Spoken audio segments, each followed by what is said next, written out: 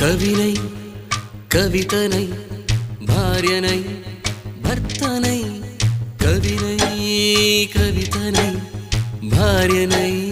భర్తనై మల్లెల దారిలో మంచు ఎడారిలో మల్లెల దారిలో మంచు ఎడారిలో పన్నీటి జయ గీతాల కన్నీటి జలపాతాల నాతో నేను అనుగమిస్తూ నాతో నేనే రమిస్తూ ఒంటరినై అనవరతం కంటున్నాను నిరంతరం కలల్ని కథల్ని మాటల్ని పాటల్ని రంగుల్ని రంగవల్లుల్ని కావ్య కన్యల్ని ఆడపిల్లల్ని జగమంత కుటుంబం నాది